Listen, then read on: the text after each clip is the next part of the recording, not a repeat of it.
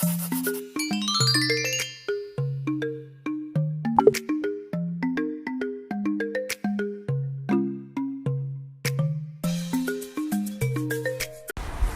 teman-teman, perkenalkan saya Anissa Nurul Magufira, NIM 2104075111012 dari kelas BC 212. Individu, masyarakat dalam proses sosial budaya.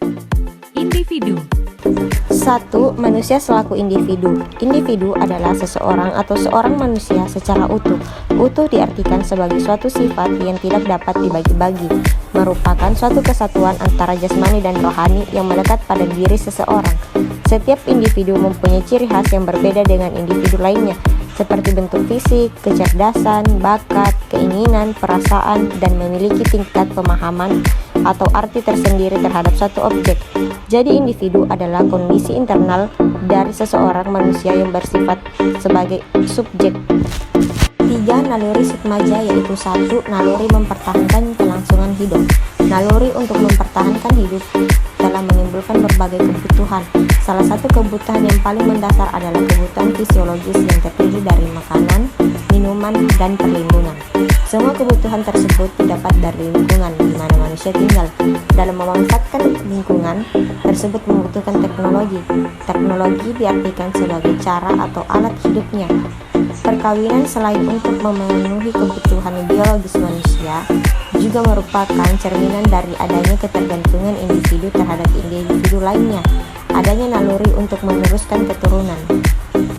Yang kedua, naluri mempertahankan kelanjutan penghidupan keturunan.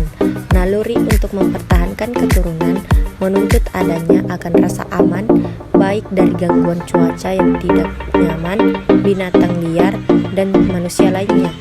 Pakan yang dibuat dari berbagai jenis bahan dan model disesuaikan dengan kondisi cuaca. Perumahan dengan bermacam-macam bahan dan bentuk pada dasarnya adalah usaha untuk memperoleh rasa aman dari berbagai gangguan. 3. Naluri ingin tahu dan mencari kepuasan. Setiap manusia mempunyai naluri untuk ingin tahu tentang sesuatu yang ada di sekitarnya, baik itu lingkungan alam maupun lingkungan manusia lainnya.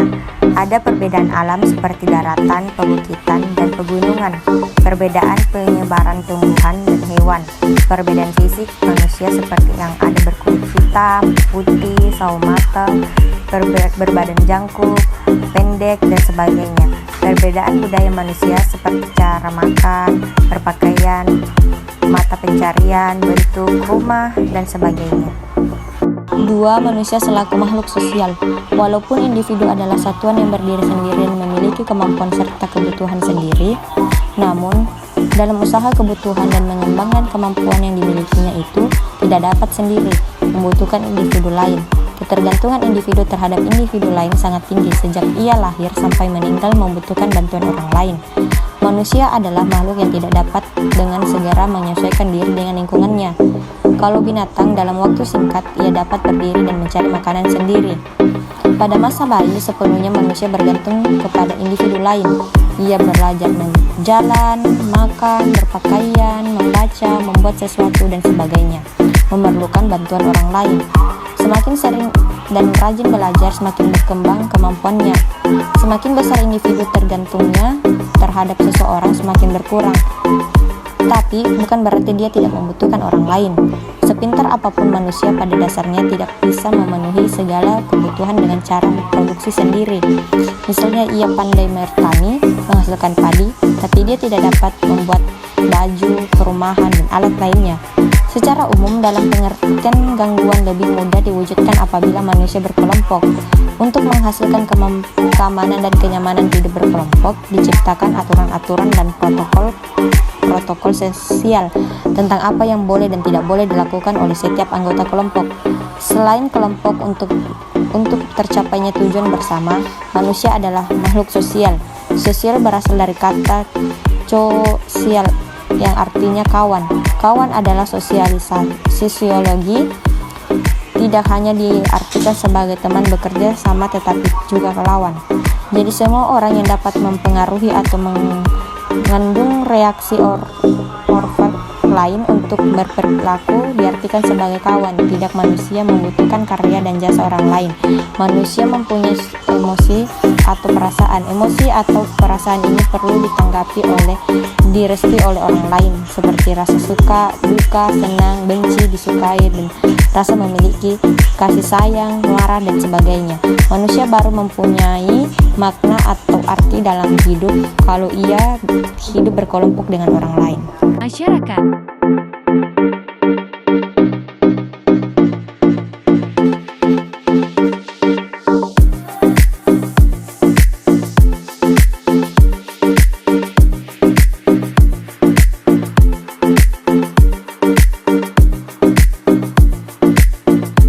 Status dan peran individu dalam masyarakat. Setiap individu dalam masyarakat mempunyai peran dan kedudukan yang berbeda.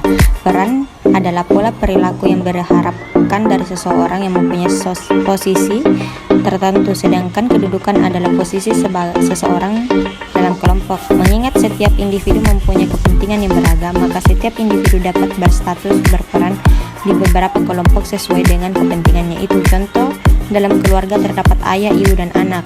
Ayah mempunyai status sebagai kepala rumah tangga. Karena itu, ia dituntut untuk berperan sebagai pemimpin dalam rumah, seperti ayah bagi anak-anaknya, pencari nafkah, dan seperangkat perilaku lainnya yang melekat dengan sifat ayah yang baik.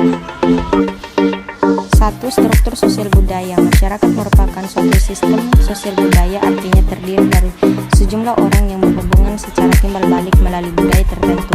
Mereka saling mempengaruhi dengan mempergunakan norma yang sama untuk mencapai tujuan yang